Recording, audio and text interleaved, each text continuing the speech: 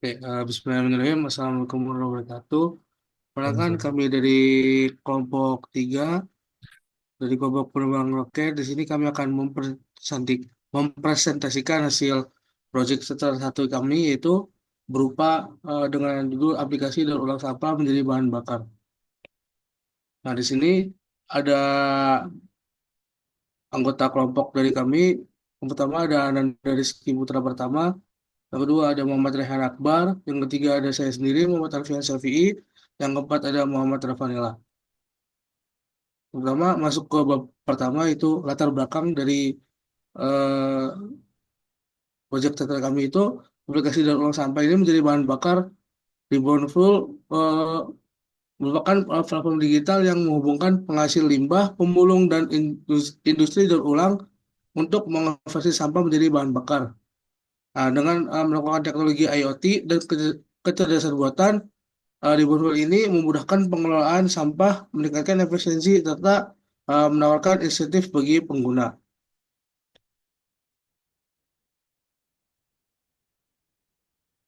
Juga deskripsi tentang Reboundful atau perusahaan atau bisnis sendiri. Yang pertama, itu Reboundful sendiri adalah startup teknologi yang berfokus pada solusi lingkungan di bidang daur ulang dan energi terbarukan.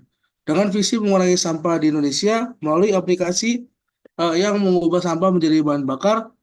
Reboundful ini menggunakan IoT dan kecerdasan buatan untuk menghubungkan penghasil sampah dengan industri daur ulang, sehingga menawarkan cara efisiensi bagi masyarakat dalam mengelola sampah sekaligus menghasilkan dampak ekonomi dan lingkungan yang positif.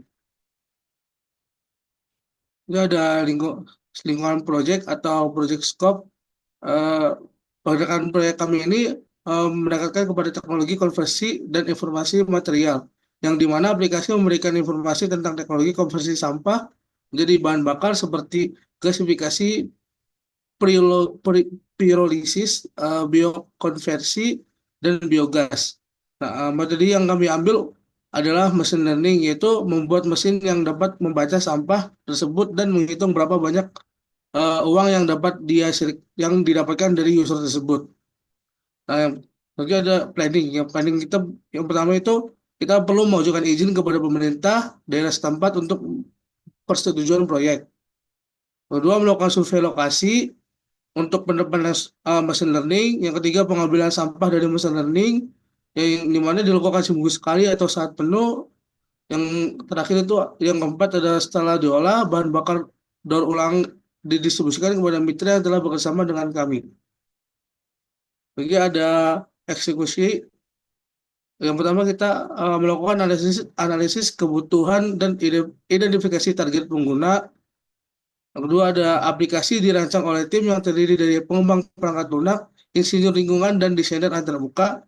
Yang ketiga ada fokus awal pengembangan adalah membuat prototipe minimum viable product atau MVP. Yang selanjutnya ada closure. Yang pertama, kita memeriksa semua produk untuk memastikan standar kualitas dan spesifikasi terpenuhi, mencakup fitur aplikasi, dokumentasi, dan dukungan pasca proyek.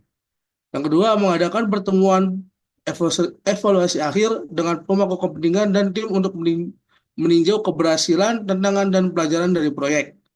Yang ketiga itu menyusun laporan akhir yang cakup pencapaian anggaran, analisis dampak, dan saran pengembangan. Yang keempat itu, jika proyek ini diserahkan kepada pihak lain, kita harus memastikan transfer pengetahuan melalui dokumentasi teknis dan panduan pemeliharaan. Yang terakhir itu mengembalikan sumber daya proyek, menutup kontrak dengan vendor atau mitra, dan membubarkan tim proyek. Ini ada lingkup proyek, yaitu luar lingkup proyek. Itu ada kolaborasi dengan pihak ketiga, yang dimana aplikasinya bergantung pada kerjasama dengan pemerintah, daerah, organisasi pengelola sampah, pengurusan energi, dan fasilitas daur ulang. Yang selanjutnya ada dukungan regulasi. Yang ketiga ada peningkatan kesadaran masyarakat berupa edukasi masyarakat tentang pentingnya daur ulang sampah. Yang keempat ada kemudahan penggunaan dan manfaat. Yang kelima ada kebutuhan infrastruktur, yaitu efektivitas aplikasi bergantung pada infrastruktur fasilitas daur ulang yang memadai untuk mengolah sampah yang dihasilkan. Yang kelima ada kolaborasi dengan industri energi. yaitu berupa kerjasama strategis dengan industri energi dibutuhkan untuk keberlanjutan bisnis dan memastikan aplikasi memiliki pasar yang jelas untuk bahan bakar hasil daur ulang. Jadi ada di sini masuk ke masalah atau peluang bisnis, dan di mana Indonesia sendiri sedang menghadapi krisis sampah. Jumlah sampah terus meningkat dan pengelolaannya masih kurang baik. Eh, di sini sampah bisa menjadi solusi untuk masalah energi. Dengan aplikasi ini, sampah dapat diolah menjadi bahan bakar alternatif. Nah, aplikasi ini melibatkan masyarakat untuk ikut serta dalam pengolahan sampah dan mendapatkan keuntungan sehingga mendapatkan hasil yang solusi win-win, yaitu mengurangi sampah, menghasilkan energi, dan memberikan manfaat ekonomi bagi masyarakat. Kebutuhan bisnis. Nah, aplikasi ini memerlukan infrastruktur teknologi, kemudahan penggunaan, dukungan pemerintah dan sektor swasta, serta insentif bagi masyarakat. Aplikasi ini juga memerlukan pengelolaan data secara detail untuk memastikan proses pengolahan sampah berjalan lancar dan memiliki sistem pemantauan untuk mengukur sejauh mana aplikasi ini memberikan dampak dalam mengurangi sampah dan meningkatkan produksi bahan bakar alternatif. Ada yang selanjutnya ada perincian kebutuhan bisnis. Yang pertama, fitur untuk mencatat, memilah, dan melacak jenis serta volume sampah. Yang kedua, ada koneksi dengan mitra daur ulang dan pengelolaan bahan bakar. Yang ketiga, ada desain aplikasi yang mudah dipakai oleh semua kalangan, mendukung bahasa lokal dan fitur navigasi sederhana. Yang keempat, ada keamanan data seperti sistem keamanan untuk melindungi data pribadi pengguna. Yang kelima, ada fitur pemantauan. Yang keenam, ada layanan bantuan pelanggan seperti chat dan fax untuk mendukung pengguna aplikasi. Sudah ada rencana kualitas. Pertama, ada target kualitas. Di sini kita meningkatkan kesadaran masyarakat tentang pentingnya daur ulang dan menjadikan informasi lokasi pengumpulan sampah serta memberikan insentif daur ulang. Yang kedua, ada pengembangan aplikasi yang user friendly. Yang ketiga, ada kolaborasi dengan pemerintah, bank sampah, komunitas dan swasta. Adanya komunikasi efektif antar mitra, pembagian tugas yang jelas antara pemangku kepentingan, dan partisipasi aktif dari semua pihak yang terlibat. Mungkin akan dibacakan langsung oleh Ananda Rizky. Boleh di ini. Selanjutnya ada rencana kualitas yang membahas mengenai quality assurance plan atau rencana penjaminan mutu. Yang pertama ada pengujian fungsional, yang kedua pengujian keamanan, yang ketiga uji coba pengguna, dan keempat evaluasi metrik kinerja. Berarti next.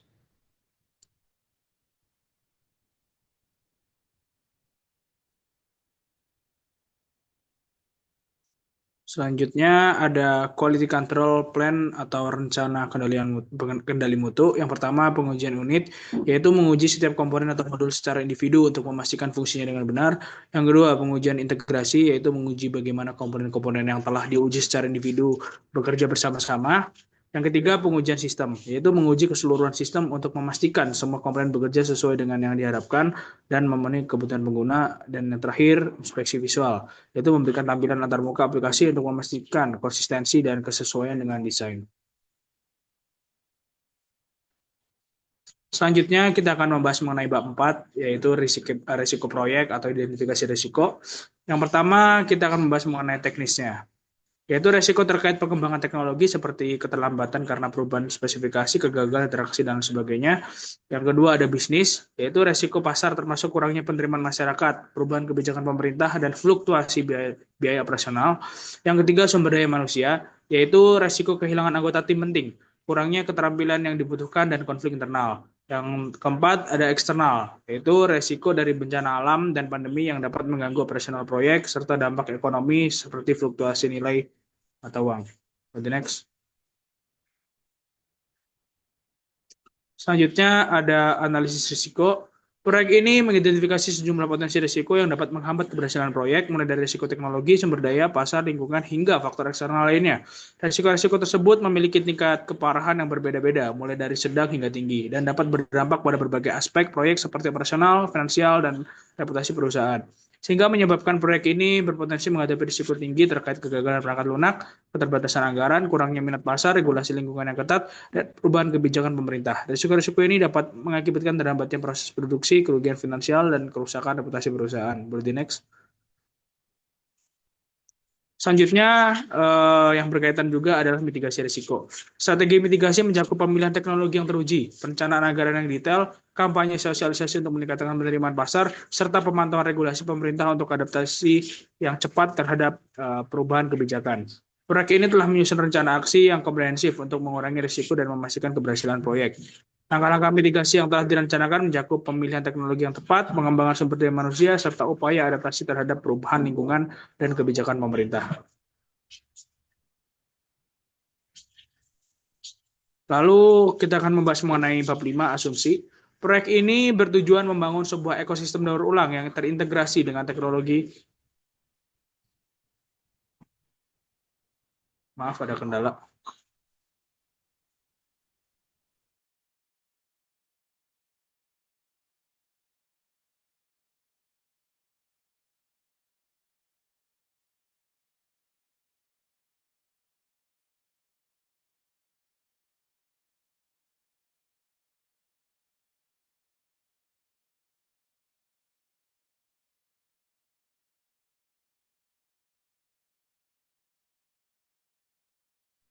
Oke, baik, akan saya ulangi. Boleh di bab 5.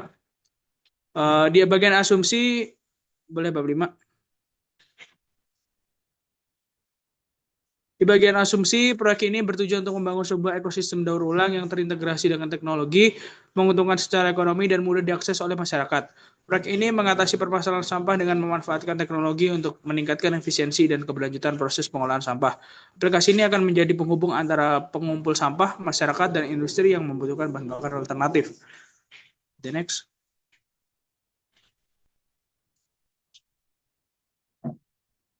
Selanjutnya, latar belakang proyek.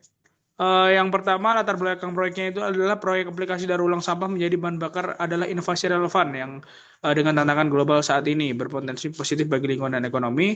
Lalu untuk tujuannya sendiri mengatasi krisis sampah dan mengurangi ketergantungan energi fosil dengan mengubah sampah menjadi energi bersih menggunakan teknologi terkini. Lalu ada proyek ini menciptakan model bisnis baru yang berkelanjutan dan mengubah paradigmanya dalam bisnis pengolahan sampah. Lalu ada teknologi IoT dan AI dimanfaatkan untuk merevolusi pengolahan sampah. Lalu untuk solusinya sendiri yang ditawarkan adalah menggabungkan teknologi pengolahan sampah IoT dan AI untuk mengatasi masalah lingkungan dan membuka peluang bisnis menjanjikan. Boleh next. Lalu ada objektif proyek. Di objektif proyek sendiri ini yang kita tekankan adalah ada pengembangan aplikasi terintegrasi, yang kedua efisiensi konversi sampah, lalu ada peningkatan partisipasi masyarakat, lalu implementasi di kawasan perkotaan, dan yang terakhir sistem insentif ekonomi.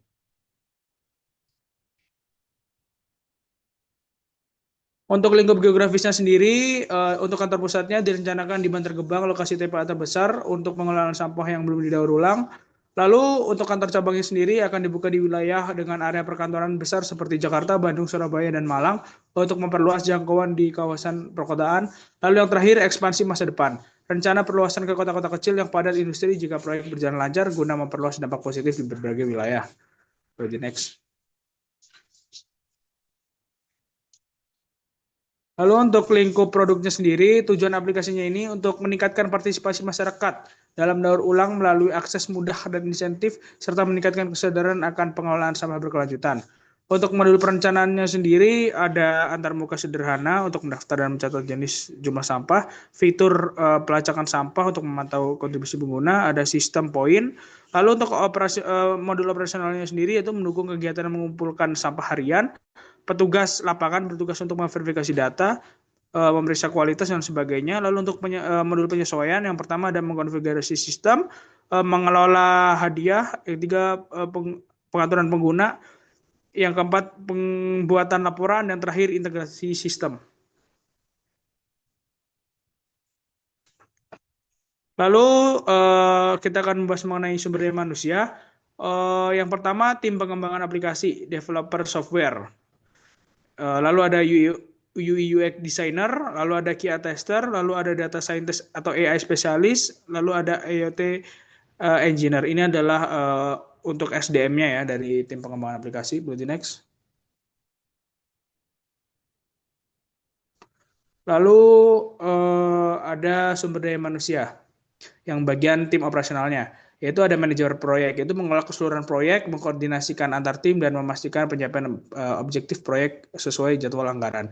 Lalu ada spesialis pengelolaan sampah dan daur ulang, menyediakan keahlian dalam pengelolaan sampah, termasuk pemilihan dan pengolahan sampah untuk konversi menjadi bahan bakar. Lalu untuk sumber daya teknisnya sendiri, yang pertama ada server dan infrastruktur cloud, dan ada perangkat IoT-nya. Selanjutnya akan dijelaskan oleh rekan saya. Kemudian ada keuangan dan pembiayaan. Di sini ada dua, dana internal dan eksternal, yaitu pembiayaan dari pendiri atau investor untuk mengembangkan aplikasi dan membiayai operasional jangka pendek dan jangka panjang. Kemudian ada program insentif dan subsidi, yaitu dana yang dialokasikan untuk memberikan insentif kepada pengguna aplikasi seperti pengumpulan sampah dengan imbalan moneter atau voucher. Kemudian ada infrastruktur fisik, yaitu pusat pengelolaan sampah dan stasiun pengumpulan. Jadi lokasi fisik di mana sampah yang dikumpulkan akan diproses dan dikonversi menjadi bahan bakar. Kemudian ada kendaraan dan peralatan pengangkut sampah. Next.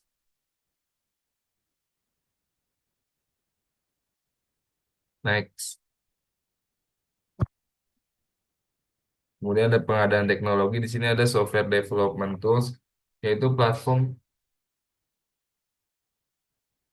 pengembangan perangkat lunak untuk aplikasi mobile dan web. Perangkat pengembangan kecerdasan buatan dan machine learning, teknologi IoT untuk integrasi sensor sampah dan pemantauan real time. Kemudian kemudian ada alat dan lisensi keamanan data untuk melindungi informasi pengguna dan transaksi aplikasi. Kemudian ada infrastruktur infrastruktur cloud, layanan cloud untuk penyimpanan data, pengolahan real time dan hosting aplikasi. Next. Kemudian pengadaan perangkat keras. Di sini ada dua, perangkat IoT dan alat pengolahan sampah. Perangkat IoT itu sensor untuk pemantauan dan pelacakan volume sampah yang dikumpulkan. Kemudian untuk alat pengolahan sampah yaitu berupa mesin dan teknologi untuk mengonversi sampah menjadi bahan bakar, seperti teknologi pirolisis atau teknologi konversi sampah menjadi energi. Kemudian ada pengadaan mitra daur ulang dan pengolahan bahan bakar. Di sini ada mitra daur ulang, yaitu perusahaan atau institusi yang memiliki fasilitas untuk mendaur ulang sampah dan mengolahnya menjadi bahan bakar. Kemudian penyedia energi terbarukan. Untuk mendapatkan bahan bakar terbarukan yang akan diproses lebih lanjut dan menyediakan bahan bakar alternatif. Kemudian pengadaan pelatihan dan pengembangan sumber daya manusia. Di sini ada dua, pelatihan teknologi dan manajemen proyek, yaitu pelatihan untuk tim pengembangan tentang teknologi baru yang digunakan dalam aplikasi, serta manajemen proyek untuk memastikan kesuksesan implementasi. Kemudian ada pelatihan pengelolaan sampah, pelatihan bagi pihak pengumpul sampah dan pengguna tentang cara memilah dan mengelola sampah yang sesuai. Kemudian pengadaan pemasaran dan edukasi pengguna, kampanye promosi dan edukasi, kolaborasi dan pemerintah dan organisasi lingkungan. Next. Kemudian ada security. Di sini ada akses kontrol, yaitu pendaftaran dan verifikasi. Jadi pengguna harus mendaftar dengan data yang valid dan diverifikasi. Kemudian ada otorisasi berbasis peran, yaitu akses fitur disesuaikan dengan peran pengguna. Misalnya ada pengguna umum, petugas lapangan, dan admin. Kemudian ada authentication, strong authentication, yaitu kombinasi username atau email dan password yang kuat. Kemudian ada two-factor authentication, yaitu kode verifikasi dikirim ke telepon atau email untuk lapisan keamanan ekstra. Kemudian ada authorization, matrix access, prinsip list privilege, dan pemisahan tugas. Kemudian ada data enkripsi, yaitu enkripsi data sensitif. Next. Kemudian dampak bisnis. Di sini ada beberapa dampak bisnis dari perusahaan Clipboard Full, yaitu ada Departemen Adaptasi Teknologi, penyesuaian mesin produksi untuk menggunakan bahan bakar baru, Departemen Logistik, penyesuaian infrastruktur untuk menampung dan mengolah sampah yang dikumpulkan. Kemudian ada Departemen Keuangan, investasi awal yang signifikan untuk pengembangan aplikasi. Kemudian ada Departemen Pemasaran, strategi pemasaran baru untuk produk atau layanan terkait proyek. Kemudian ada Departemen SDM, yaitu penyesuaian struktur organisasi untuk mendukung tim proyek. Kemudian ada Departemen IT, peningkatan beban kerja untuk mengelola sistem yang lebih kompleks. Kemudian ada Departemen Hukum, kepatuhan terhadap regulasi pengelolaan sampah dan lingkungan.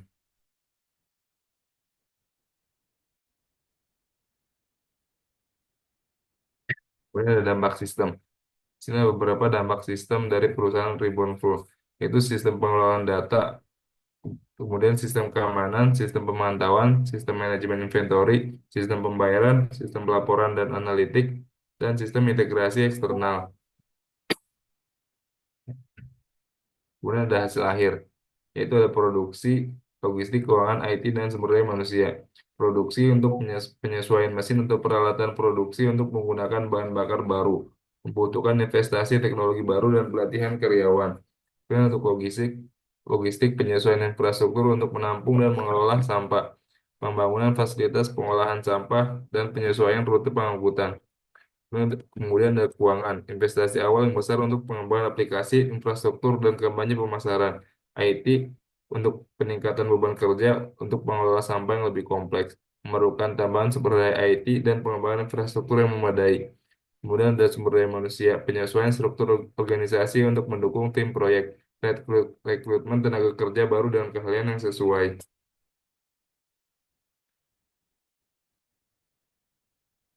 Kemudian ada pelanggan. Di sini kita menargetkan beberapa sektor pelanggan. Ada individu dan masyarakat umum, kemudian pemerintah daerah, kemudian perusahaan dan pabrik, kemudian ada institusi pendidikan, yaitu sekolah dan universitas. Kemudian ada kelompok masyarakat peduli lingkungan. Next.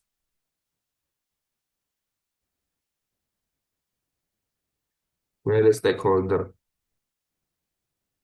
Di sini ada CEO tertarik pada keberhasilan proyek dalam mendukung visi perusahaan untuk solusi daur ulang yang berkelanjutan dan dampak positif terhadap reputasi perusahaan.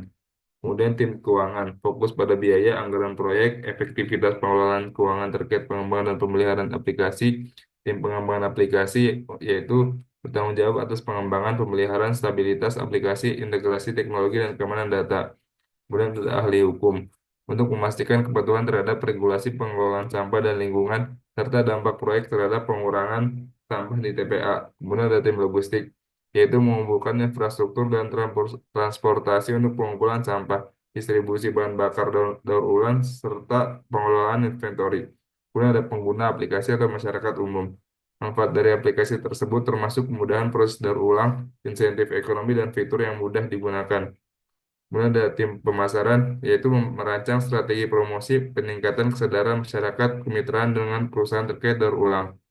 Kemudian ada tim operasional, yaitu menjamin kelancaran proses pengumpulan, pengelolaan sampah, serta pemeliharaan alat dan fasilitas. Kemudian ada tim lingkungan. Next.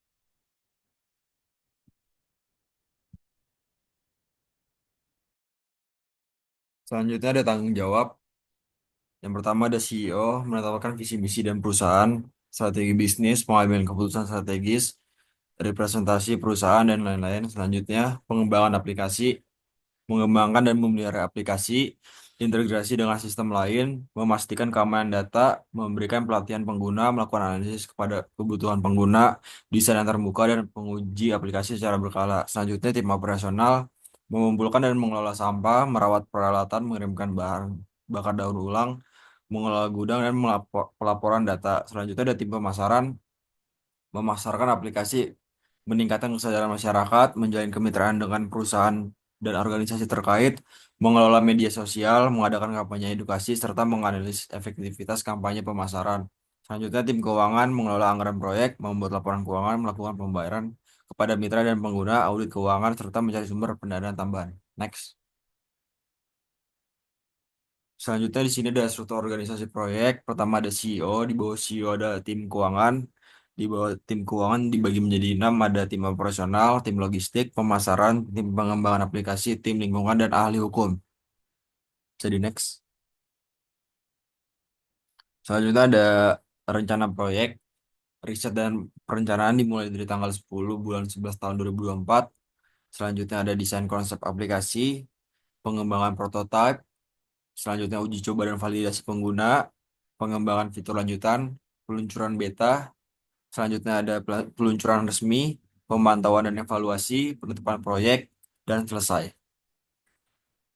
Di sini ada work breakdown structure. Pertama ada manajer proyek, di bawahnya dibagi empat, ada bisnis analis, UI UX designer, mobile developer, dan QA engineer. Bisnis analis bertugas sebagai mengumpulkan data, analisis pasar, pemahaman domain daur ulang, dan marketing. UI UX adalah bertugas sebagai prototype, desain UI UX, testing, dan usability. Mobile developer bertugas sebagai programming, SDK platform, pemrograman aplikasi, dan pengembangan lanjutan. Selanjutnya QA engineer, pengujian perangkat lunak, automating testing, mencari bug, dan memastikan produk berjalan dengan lancar. Bisa di next. Di sini ada jadwal kegiatan yang dimulai dari bulan November sampai selesai, yaitu bulan Oktober. Di sini ada salah satu ada project manager, business analyst, UI UX designer, mobile developer, quality assurance engineer. Bisa di next. Di sini ada jadwal kerja yang dimulai juga dari bulan November dan berakhir pada bulan Oktober. Eh, Salah satunya yaitu menyusun jadwal proyek, menentukan kebutuhan teknis, analisis dampak lingkungan, mengidentifikasi potensi pengguna, dan kompetitor dan tren pasar. Next. Di sini ada Gantt chart yang dimulai dari tanggal 30 November tahun 2024, yaitu riset dan perencanaan. Selanjutnya ada desain konsep aplikasi di bulan berikutnya. Selanjutnya ada pengembangan prototipe, uji coba dan validasi pengguna, pengembangan fitur lanjutan. Selanjutnya ada peluncuran beta, peluncuran resmi pada tanggal 18 Juni 2025, dan penutupan proyek pada tanggal 26 September 2025. Next.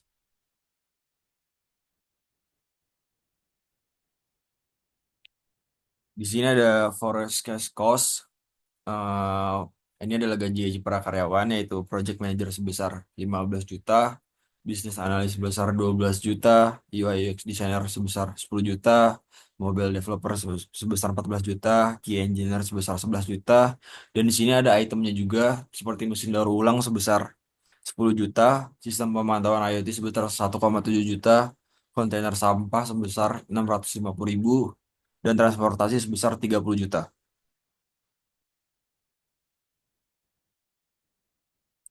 Dan bab terakhir yaitu Project Delivery Method atau PDM, proyek pengembangan aplikasi daur ulang sampah menggunakan metode design build untuk mengintegrasikan desain dan pelaksanaan secara bersamaan.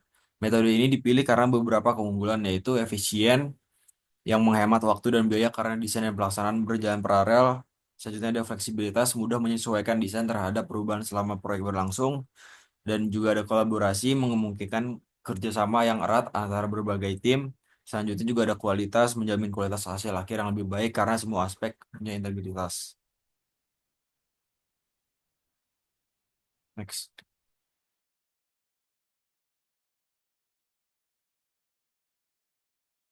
Oke, mungkin cukup sekian presentasi dari kelompok 3 proyek chapter 1 itu aplikasi daur ulang sampah menjadi bahan bakar.